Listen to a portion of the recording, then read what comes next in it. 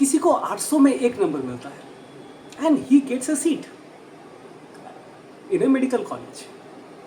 We have seen many cases wherein the teaching staff, the posts for teaching staffs in central universities are vacant. We have also seen many students, they drop off from IITs, IIMs, AIMS and central institutes. We have also seen protests happening across India, in Delhi, in Rajasthan, in Uttar Pradesh. We need to know why. Why is it happening? All of them have something in common. That is reservation. आइए आज हम बात करते हैं reservation के बारे में. नमस्कार. How are you? Welcome back to Tirthankar Jana Unplugged, my channel, wherein we do talk about the most burning issues in the country. आज हम बात करने जा रहे हैं आरक्षण के बारे में, उसका इतिहास के बारे में. आरक्षण क्या है, उसकी ज़रूरत क्यों पड़ी, has it achieved it's intended targets, क्या वो अपना आउटकम तक पहुंच पाया है, आरक्षण की जो नीति है उसमें कहाँ सुधार की ज़रूरत है, उसका प्रॉस एंड कॉन्स क्या है. तो आज हम ये सारे टॉपिक्स पे बात करेंगे. आप सभी को तहे दिल से धन्यवाद कि you are becoming a part of my channel. You are providing your valuable feedback and I absolutely thank you for it. And trust me, I do take your comments and feedback very seriously. So, without further ado, let's start. Now, let's start with what exactly is reservation and why was it needed. I'll give you a small example. Say in a family there are two boys. One of them is very healthy and he scores very good in exams. His brother, he is little skinny. His health is not that good, and परीक्षा में भी उसको उतना अच्छा marks नहीं आ पाता है. So what his parents decided is, let the boy who is healthy and who is really good at studies, he gets 1 glass less milk, and the other guy, his brother, he gets 1 glass more milk. Now, this is the basic premise of reservation. Now, if we extend this to our society, if we extrapolate it to our society, we will find some parallels. Let's go back to history. Let's go back to the ancient ages and the Indian society. Indian society had a caste system in it, and there is absolutely no denying it. People were classified on the basis of their occupations. Like, there were the Brahmins, जो पूजा पाठ करते थे, जो रीति रिवाजों पे ध्यान देते थे, जो पढ़ाई का काम करते थे. उसके बाद थे वैश्यास, who used to be the commercial class of people, जो बिजनेस या आर्थिक चीज़ों पे ध्यान देते थे. We also have Kshatriyas, who were the martial class, who used to defend their countries, who used to defend their kingdoms. Then we had the Sudras, who were in the lowest category of the caste system. इसको वर्ण व्यवस्था भी कहा जाता था, which was based on the occupation of the respective people. Now, हम आगे बढ़ते हैं यहाँ से. हम एंशिएंट इंडिया से, medieval इंडिया से आगे होके मॉडर्न इंडिया में आते हैं, when the British took over. Now, 1822 में ब्रिटिश जब उनकी राज चल रहा था, एक सर्वे हुआ था. वो सर्वे में पाया गया था कि Madras, Bombay presidency and Bengal presidency में जो कॉलेजेस थे और स्कूल्स थे, वहाँ पे शूद्रस, इनफैक्ट ब्राह्मण्स से ज़्यादा संख्या में वो स्कूल में मौजूद थे. Now this brings me to a very pertinent question. अगर हमें जो कहा गया है कि हमेशा डिस्क्रिमिनेशन रैम्पेंट था एट्सेट्रा, लोअर कास्ट के लोगों को मौका नहीं दिया गया, दे वर डिप्राइव्ड, तो ये कैसे हो गया कि जब ये सर्वे हुआ था, in this presidencies in the schools, Shudras were in a majority than the brahmins. Think about it. फिर ब्रिटिशर्स ने 1871 से 1931 तक सेंसस किया, और वो सेंसस में एक कास्ट बेस्ड सेंसस भी हुआ करता था, like people use to say which caste they belong to, and ये सिलसिला 1931 तक चलता रहा। ब्रिटिशर्स को एक चीज़ तो समझ में आ गया था कि डिवाइड एंड रूल करनी है, लाइक ये एक एग्जिस्टिंग डिवीजन तो था सोसाइटी में on the basis of the caste, but उन्होंने उस चीज़ को अच्छे से लुभाया, उसको अच्छे से एक्सप्लॉइट किया, एंड दे न्यू कि ये बिना करे they can not rule over a country of millions of people, and they exactly did that. तो ये जो सिलसिला है, इसका जो असर है ये हमें बाद में भी देखने को मिला, like I show you some examples. B.R. Ambedkar, the founding father of our constitution, the gentleman who drafted our constitution, well, he wanted separate electorates for Dalits, for the scheduled caste people. तो उस पर हुआ ये 1932 में, the then British Prime Minister Ramsay MacDonald, he accepted this proposal, but this was met with a stiff resistance from Gandhiji, from many sections of the Dalit people. They also opposed it, and as a result Gandhi ji और अंबेडकर जी के बीच में एक सुझाव हुआ Poona pact के हिसाब से 1932 में। तो पूना पैक्ट के हिसाब से हुआ ये कि जो दलितों को जो था, they didn't get separate electorates जैसे उस जमाने के मुस्लिम समाज को मिला था, बट उसमें हुआ ये कि इंडिया में जितने भी लेजिस्लेटिव सीट्स थे वहाँ पे 148 सीट्स दलित समाज के लिए रिजर्व कर दिया गया। अभी हुआ ये, फिर भारत स्वाधीन बना, इंडिया बिकेम इंडिपेंडेंट। 1950 में 26 जनवरी से हम रिपब्लिक बन गए, एंड कॉन्स्टिट्यूशन का जो इफेक्ट है, वो इम्पैक्ट है, वो फुल फोर्स में आने लगा। जब संविधान फुल फोर्स में आया, एक विचित्र सी विडंबना थी लोगों के बीच में, the conflict between fundamental rights and directive principles of state policy. Now without going deep, let me just give you a small few points to illustrate this point. Now, fundamental rights stated that everyone should be equal. Article 14 suggests that right to equality. But the directive principles of state policy suggested that there should be equality. That people from the marginalized sections, they should also be given the same treatment. Now this created a dichotomy, and this created a confusion. Let's go back to 1952 in Madras. So वहाँ पे एक Madras high court पे एक case आया, वो case का नाम था चंपकप दोराईराजन का case. Now चंपकप दोराईराजन was a girl from Tamil Nadu.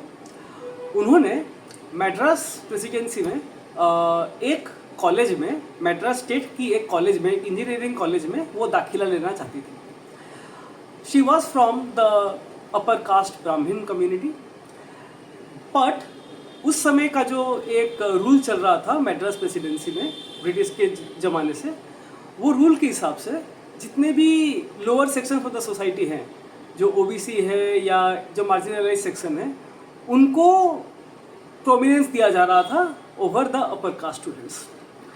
तो Champakam Dorairajan went to the Madras high court. Madras high court ruled the case in favour of her, saying that her fundamental rights have been violated. Then the then Madras government, they went to the supreme court and challenged it. Challenge होते ही क्या हुआ, supreme court ने भी चंपकम दोराईराजन के favour में ये case को सुनाई उन्होंने किया। नाउ इसके बाद हमारे संविधान में कुछ संशोधन किए गए, और उसके बाद आर्टिकल में जो हमारे फंडामेंटल राइट्स थे वहाँ पे कुछ कुछ प्रोविजंस ऐड किए गए, और ऐड करते ही वहाँ पे ये साफ हो गया कि रिजर्वेशन की जो शुरुआत है वो हो चुकी है, and this is how it got a like ये जो रिजर्वेशन की जो ढांचा है वो एजुकेशनल इंस्टीट्यूट्स एंड जॉब्स में भी आना शुरू हो गया। उसके बाद और एज ए टोल्ड यू, जो संशोधन किया गया कॉन्स्टिट्यूशन में, आर्टिकल 15(4) लाया गया।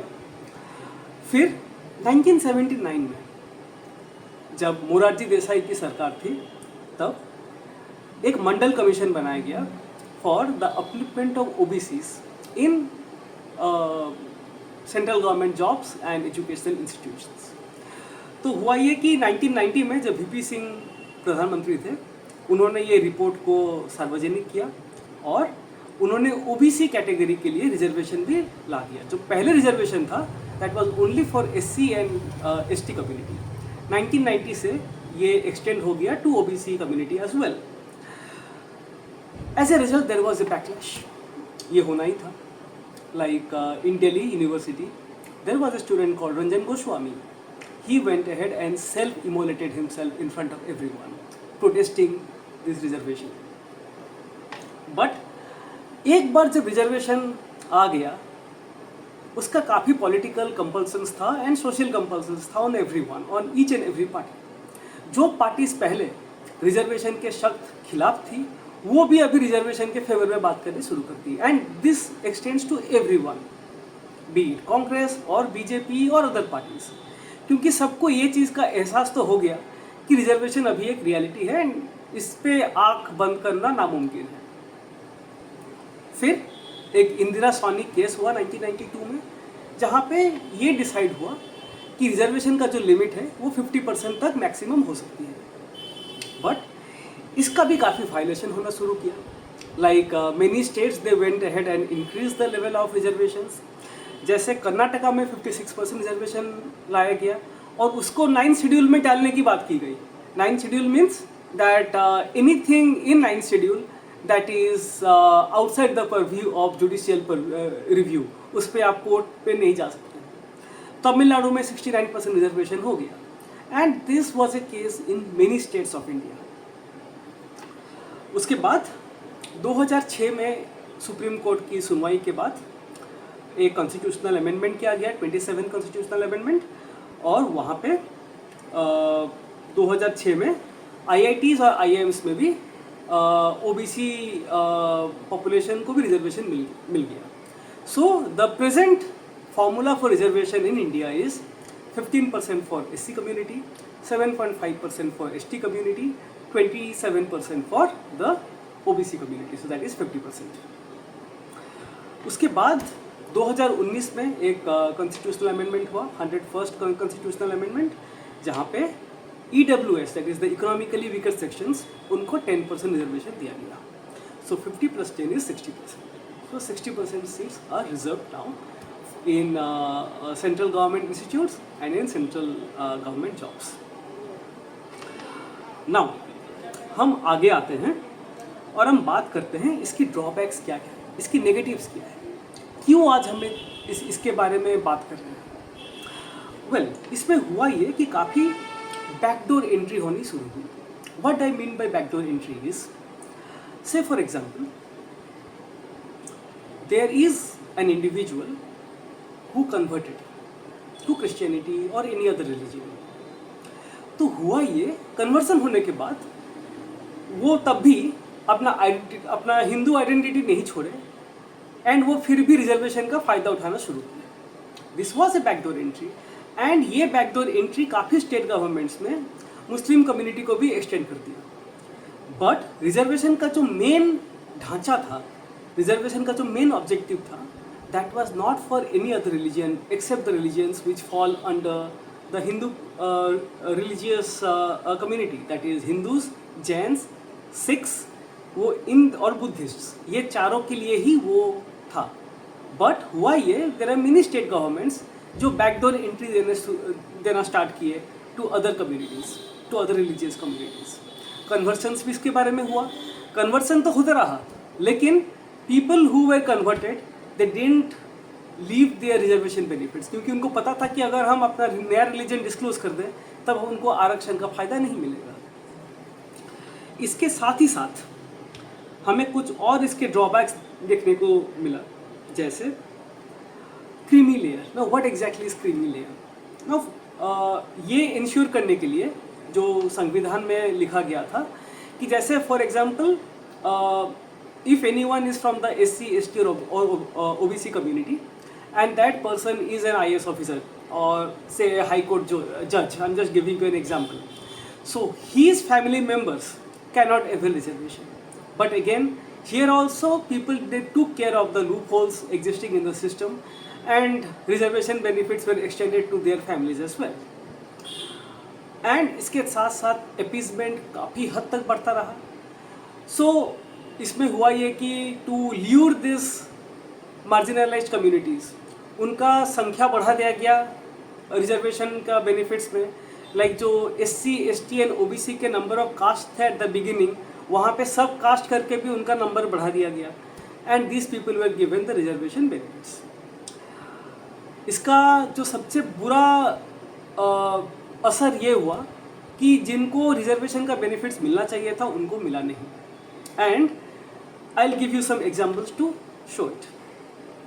2017 में रोहिणी कमीशन का गठन हुआ and the whole purpose of Rohini commission was to examine the central government universities and the central government jobs कि वहाँ पे OBCs का क्या स्टेटस है. So कुछ startling findings मिला. They found that the 27% OBC quota given actually it did not meet its intended objectives and the outcomes were not met. Now, only 25% of the castes, they got 97% of the jobs. And only 2,633 castes in the OBC community, they only got jobs. And there were many castes who did get a single job. हालांकि ये कभी भी public नहीं किया गया, ये जो reports की फाइंडिंग्स है ये कभी भी पब्लिक नहीं किया गया because the government feared some sort of backlash कि अगर ये सार्वजनिक हो गया तो इसका जो एक बैकलैश मिलेगा फ्रॉम द पीपल वो शायद आउट ऑफ कंट्रोल जा सकता है, which is why it was not made public. So it is absolutely clear that reservation has not met its intended outcomes, intended objectives. I'll give you some more examples. जो SC community है वहाँ पे शुरू में 600 cast को रखा गया था, आज वो कास्ट बढ़ के 1200 हो गई है. ST कम्युनिटी में शुरू में 241 कास्ट को रिजर्वेशन का बेनिफिट्स दिया गया था, अभी वो बढ़ के 744 हो गई है. एंड OBC 3000 से बढ़ के 5000 हो चुकी है. सो यहाँ से हम आगे बढ़ते हैं टू टॉक अबाउट मौजूदा हालत क्या है रिजर्वेशन का. So reservation has become such an entity which is entrenched in our society. It is absolutely difficult and impossible to close your eye on it. As a result we have seen many politicians they bat for higher reservations. They say जो 50% reservation का ceiling है उसको तोड़ देना चाहिए. और ये बयान है नेता प्रतिपक्ष राहुल गांधी का. वो तो ये भी बोलते हैं कि reservation benefits should be extended to private sector and private educational institutes as well. Obviously, इसमें हुआ ये कि भारतीय जनता पार्टी वो भी पीछे नहीं रही. भारतीय जनता पार्टी जो है वो अपीसमेंट लाने के लिए SC ST एक्ट को और स्ट्रेंथन कर दिया गया. तो उसमें हुआ ये कि जो SC ST के अगेंस्ट में जो एट्रोसिटीज़ था उसको और स्ट्रॉन्ग कर दिया गया. And there were many cases of misutilization against the upper category and general category students and people. Also, this year, the Education Ministry, they introduced the UGC regulations, which was absolutely draconian against the upper category and general category students. After a backlash, the Supreme Court, it stayed it, and the central government yesterday in the Supreme Court said that they are reviewing it.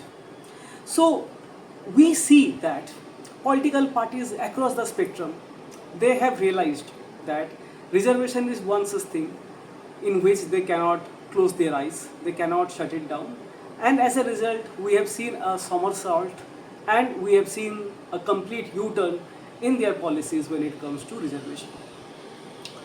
अब हमें सोचना चाहिए आगे का रास्ता क्या है, क्या करना चाहिए ये डिस्क्रिमिनेशन को बंद करने के लिए.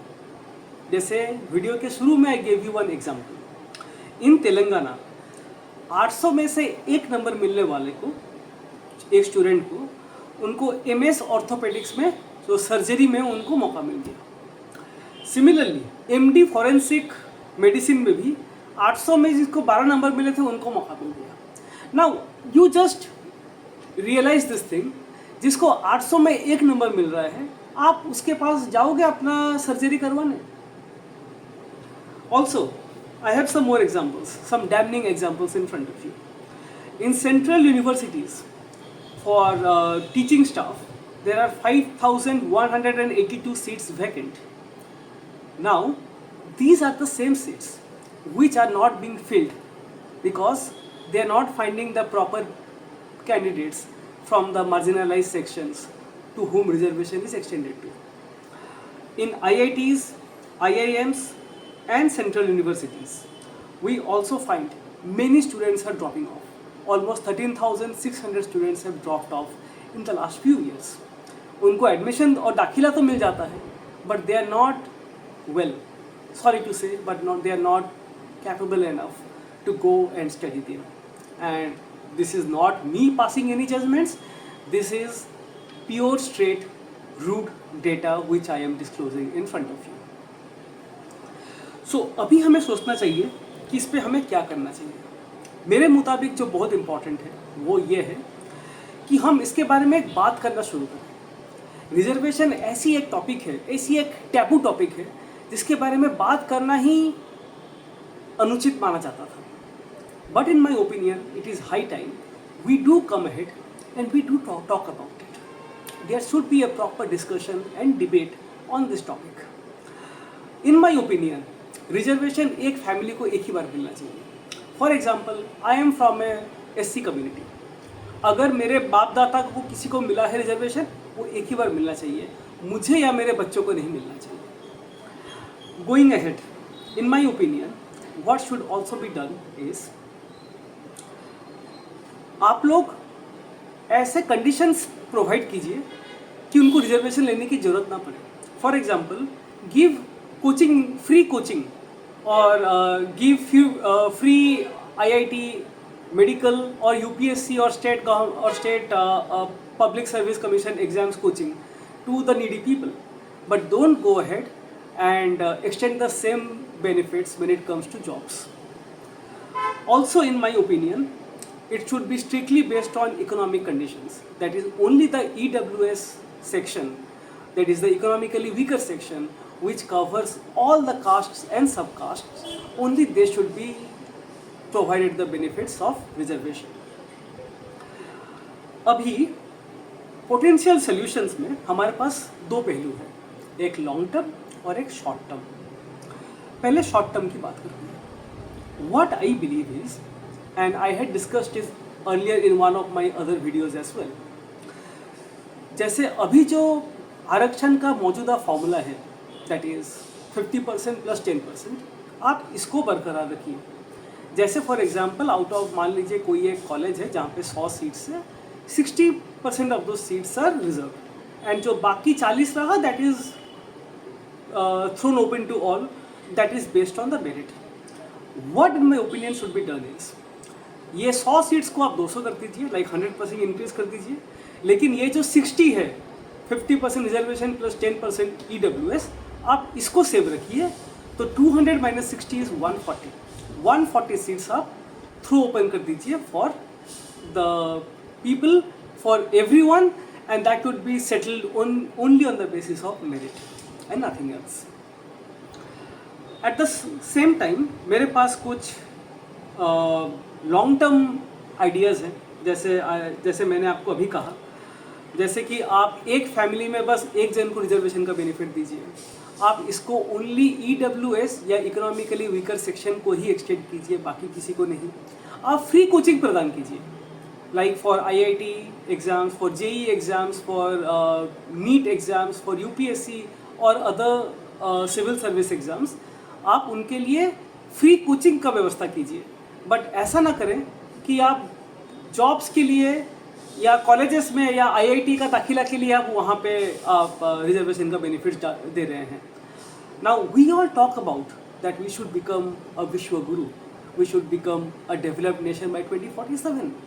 Honestly, if we go down this path of reservation, wherein merit is not really given its due credit, merit is absolutely given a secondary look in this country, then in no way we are going to be there what we talk of. We are definitely not going to reach where we want to, because reservation that discourages merit. Please let me know what you make of this video. आपकी क्या राय है, आप मुझे बताइए. आप मुझे बताइए कहाँ कहाँ सुधार लाने की ज़रूरत है, कहाँ कहाँ इसमें हम और इम्प्रूवमेंट्स ला सकते हैं इस सिस्टम में. Because we have seen that people from the general category, from the upper castes, they are raising their voice now. They feel enough is enough. They feel their merit and their performances are not being rewarded.